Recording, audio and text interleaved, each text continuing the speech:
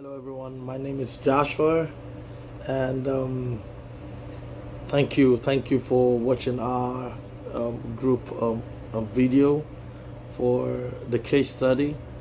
Our focus is on feminist theory. Feminist theory has been misconstrued over the years as being gender sensitive, but that's not really what it is. Feminist theory is, centered on equality for all sexes, races, age, and color, class. It promotes the appreciation of our differences as humans, wherever you come from, wherever you are, whatever your beliefs are.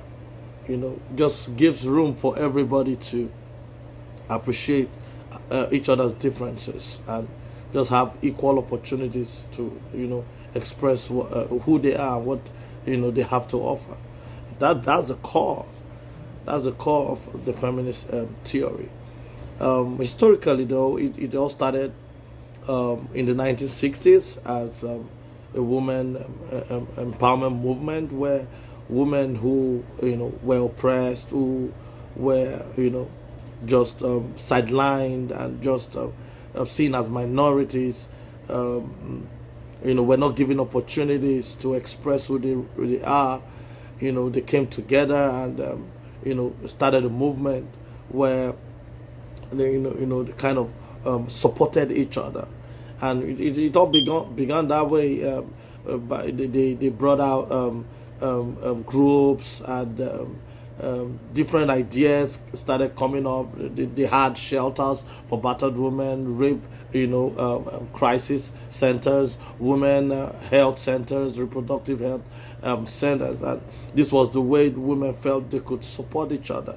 And since the society was really not paying attention to them as they wanted, it to they came together as women groups to support each other, and over time it metamorphosed into what we now call the feminist theory, and which is because of the feminist in front of the theory, it seemed to be gender sensitive, but it really isn't. It's not gender sensitive. It's just promoting equality for all humans. People should have the rights and the power to choose what they want. Everybody is gifted. Everybody is endowed with talents. Everybody, has something to offer. And if you do have something to offer, feminist theory is centered on empowering you to see yourself that way and to be able to give, and showcase what you have inside of you and give equal opportunities to everybody to be who they really would love to be. And so that over time people have started understanding what the feminist theory is all about. In 2003, Worrell and Raymer, in their book, revealed that there were four concepts on which the feminist theory was constructed on. The first one is gender fairness. Like I said earlier, male and female, boy and girl have equal opportunities to be who they want to be. That is the first concept on which the feminist theory was constructed on. The second one is flexible, multicultural, relationship. Feminist theory does not give room for racism and color sensitivity. No, whoever you are, wherever you're from, we should be able to appreciate our differences, and we should be able to just give equal opportunities to everyone to be who they want to be. And the third concept is interactionist. Just respecting everybody's ideas, everybody's way of thinking, everybody's style of living. You should be able to interact and relate to people, fairly. And the fourth one is the lifespan orientation, where the feminist theorist believes that along a man's lifespan. Change is expected along a man's lifespan. Not necessarily at a particular time, but it could happen anytime within the timeline, within the lifespan of anybody. So you give people equal opportunities to change, give people time to learn, to grow, give people time to be themselves and to be who they want to be. So that's really the core and the idea that the feminist theory is built on, is constructed on. Feminist theory has four approaches. The first approach is the liberal approach. This focuses on women empowerment and just working on the woman, herself, making her, be self-aware, making her, self-fulfilled and dignified in her thinking, and just empowering the woman to know who she is and to walk tall in the society. That's what liberal feminism is focused on. The second one is the cultural feminism, which talks is just focused on debunking the cultural norms of that devalues the strengths of women. And so it just brings a social change in the sense of making the society know that women also women also can add value, can be who they want to be. And that's what cultural feminism focuses on. And the third approach to feminism is the radical feminism. This has to do with more of the activism approach, where women come out to want to tell the society that no, enough is enough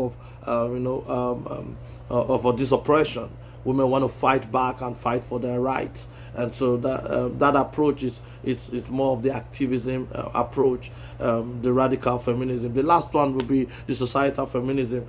This has to do with just debunking the societal pressures that they place on women, and just making the society more aware about women and what they have to offer, and how the society can become more nurturing, relational, and more cooperative with women, and what they have to offer. So, feminist theory, like I said earlier, it's just promoting equality amongst all humans, amongst all sexes, amongst all races, amongst all ages, and just giving a level playground for everyone to express and to be who they want to be.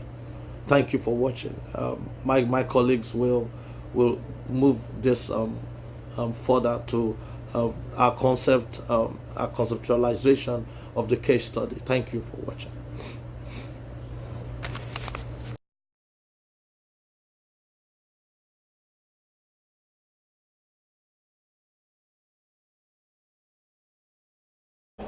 Hi, my name is Asia Tomlin, and I will be discussing the case conceptualization and the intervention strategies for Mary's case. In terms of the case conceptualization, the main perspective for the feminist theory is the fact that the person is political and the political is personal. Our society is shaped in specific ways, and we have our differences. Those are good things, but unfortunately they can be a source of oppression for people. This being the case, Mary's traumatic situation of losing her mother is heightened because of the fact that she is a minority in several ways. She's a female, she is Hispanic, and she is an immigrant. This is going to make her recovery more difficult, and knowing that, taking that into account, is the key in being able to bring her recovery and health. We will be using this knowledge and this perspective with her intervention strategy. That looks like 5 specific things. First of all, with our informed consent, we will foster partnership, collaboration, and openness. That's a huge part of feminist theory, is valuing the client's perspective. It's not the kind of thing where the therapist is the expert in the room, but rather the therapist and the client are both experts. They're both going to be working together. And that's going to be in the informed consent immediately. Secondly, there's going to be mutual empathy between not just the therapist toward the client, but from the client toward the therapist as well. That includes empathetic listening, that includes self-disclosure from the therapist when appropriate, so that the client will learn empathy as well. Third, assessment conversations will also be a part of intervention strategy.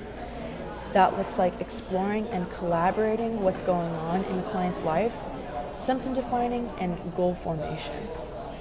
Fourth, we will be using consciousness raising, which encourages awareness of issues of equality and oppression in Mary's life. And finally, empowerment. The therapist is going to be empowering Mary, increasing her sense of personal strength, value, confidence, control, and assertiveness. Through these 5 intervention strategies, we hope to bring Mary to a place where she's restoring her relationship with her father, restoring her sense of worth and value, and able to form goals for the future.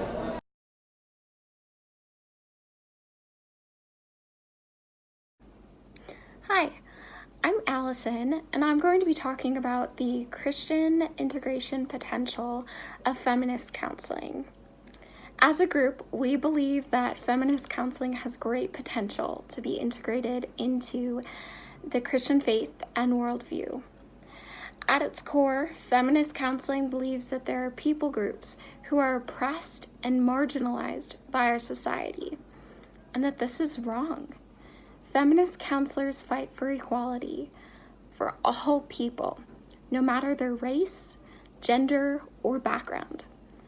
Feminist counselors believe that all people have dignity, value, and worth. This aligns with the Christian belief of Imago Dei, that all people are created in the image of God and have inherent dignity, value, and worth. Many of the key principles of feminist theory also align with the earthly ministry of Jesus Christ. In Scripture, we see that Jesus came to set the oppressed free and deliver the captives. He healed those who were sick, lame, and deaf. He interacted with women in the exact way that they needed and entrusted them to share the gospel. He surrounded himself with the outcast, the broken, the marginalized, and the poor. He valued diversity and welcomed everyone to have a place at the table. He challenged and questioned societal norms. Jesus treated all people with equal respect, no matter who they were or how society viewed them. We strongly believe that this world needs more Christians and more Christian counselors who are willing to be agents of change in their communities, in the same way that Jesus was in his own ministry.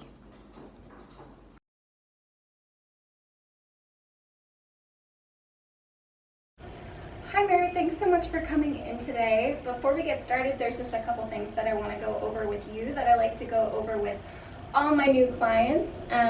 So I just kind of want to discuss the way that I view counseling and therapy and what that looks like from my perspective. So I am a feminist counselor, so I use what's called feminist therapy, and this information was given to you and your guardian probably before you came today, but I just want to talk a little bit about what that means and what that looks like for our time together. But basically, feminist counseling holds the perspective that all people, men, women, children, people of all different ethnicities. So in counseling, this is a partnership that we come and we spend time together discussing what is going on in your life. I believe that you are the expert of your own life. I'm just here to help you, to maybe provide some education or some different insights into your life, and just kind of share my perspective as well. But I really believe that this is the time for you to just share who you are and to really feel empowered in who you are as a person. My main goal for counseling is to empower my clients to go and make the change that they want to make in their lives, to then go affect all of their relationships in their life, whether that's with their family or their friends or even societal change. So those are my main goals and reasons, and what makes me really excited to be a counselor and to have the opportunity just to meet people. I also am a big supporter of people from different walks of life, and I really value diversity in this world and in the counseling field, in relationships. So I'm just really thankful to be able to have this opportunity with you today to kind of share a little bit about me. But I really want to learn more about you and hear where you're coming from and what's going on in your life. So I had spoken earlier with your teacher, who was just kind of sharing that you were having some troubles in school, and she asked that I would meet you, and I was so happy to do that. So do you mind sharing a little bit more about what kind of troubles you're having in school? I mean, yeah, I guess it's just kind of dumb that I have to come here. Like, I mean, I'm not trying to be rude toward you, but like, my teacher doesn't know what she's talking about. Like, I'm doing fine in school and it's all fine. Like, it doesn't even matter.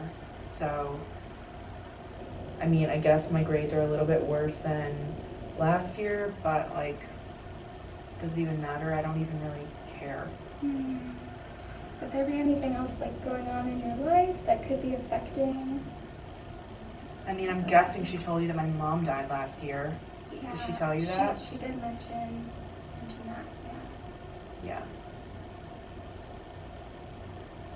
Whatever. That's what happens. So that sounds really hard.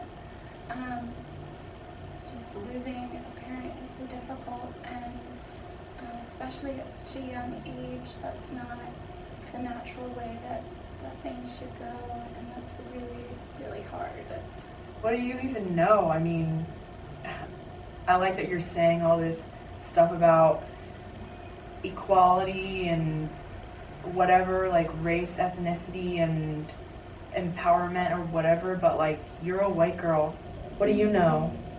Do you know where I'm from? I'm from a background completely different from you. Nobody looks like me at my school.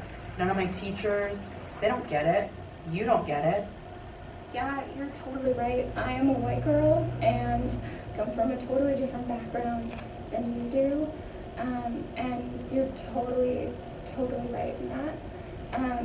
But I really want to learn about you and learn where you're coming from. And that is something I love doing, is hearing other people's stories, because your experience is different than mine. And I may not totally understand your background and your cultural values and those kinds of things, but I really want you to help me to understand those things. So anytime you feel like I'm not understanding during our time together, I'd really love for you to speak up and let me know. You're being a white girl, like, I would really love that. And I actually can kind of relate with losing a parent early on. I lost my dad when I was 15, which is a huge part of my own story, but I can relate maybe a little bit. You're right, I'll never know fully what you're going through because your experience is your own. But maybe I could relate a little bit on just what those feelings might look like. Yeah. I didn't know that you lost your dad too. I'm sorry, that's really hard. Yes, yeah, it was really hard. So I know what you are going through must be really, really difficult as well. I'm really sorry to hear about your loss as well. Yeah. I really miss my mom. Yeah. I really miss my dad too. So, it sounds like there's been a lot going on just in your life with like losing your mom and school. Do you mind sharing a little bit more about what that's like for you? How you're feeling about all of that? Yeah. I don't know. I just don't really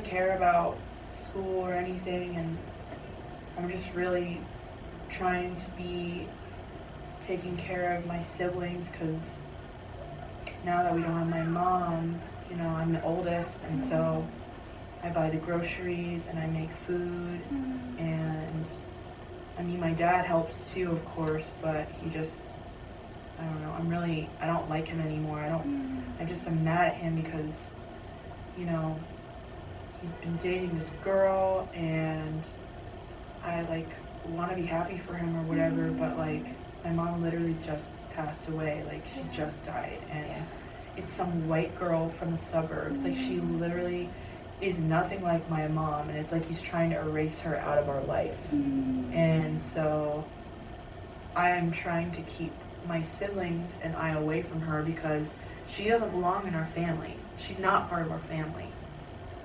But I don't know. I just don't really. I used to play piano a lot, but I haven't been playing as much because I just don't really feel like it. And so.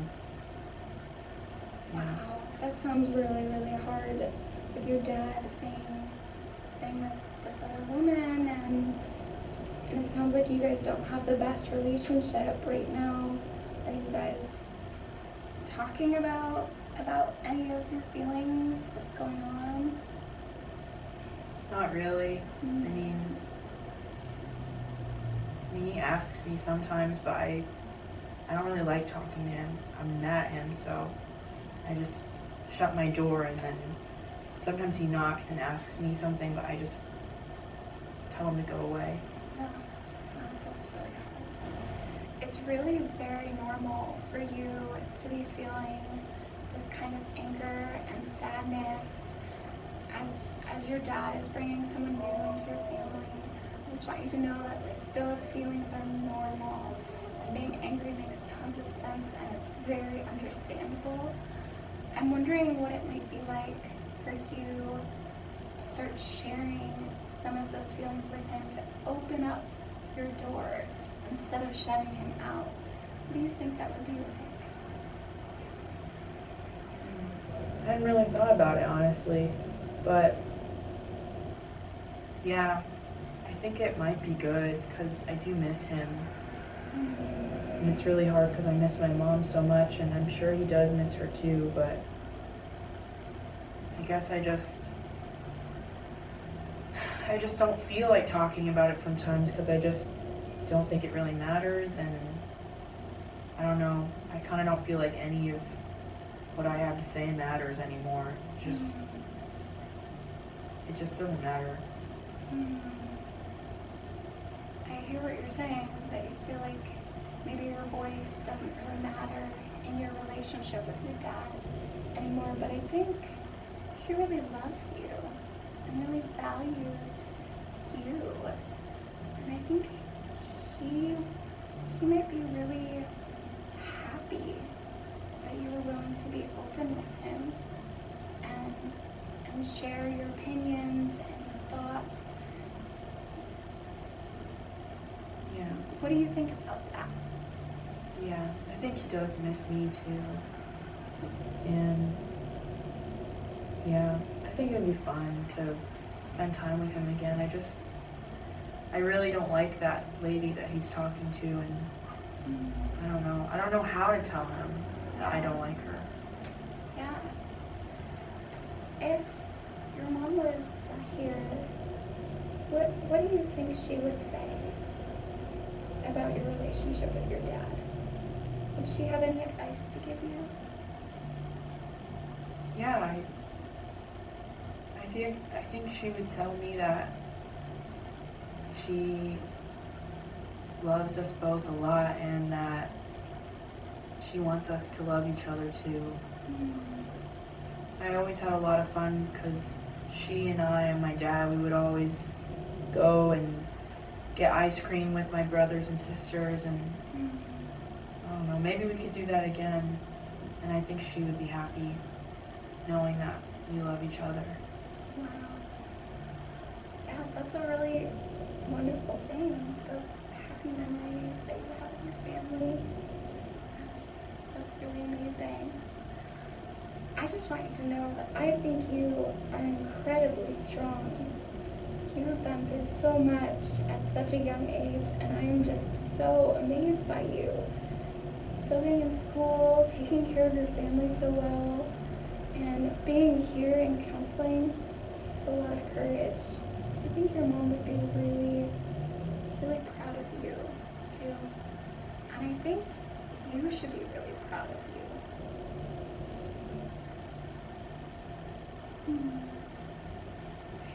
Thanks. What are those feelings that you're feeling? What's bringing about those tears? I just really miss my mom. I just really wish that she was here, and I guess it just feels good to hear you say that, because my mom always would say really nice things to me like that too.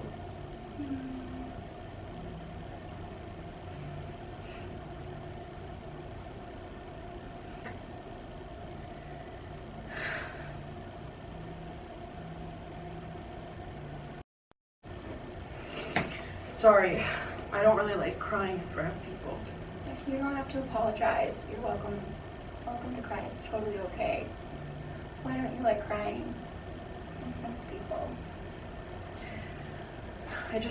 I don't do it. I don't cry in front of people. I just don't. It's really okay to cry and to show emotion, especially with everything you have going on right now. It's all really difficult. It's totally okay.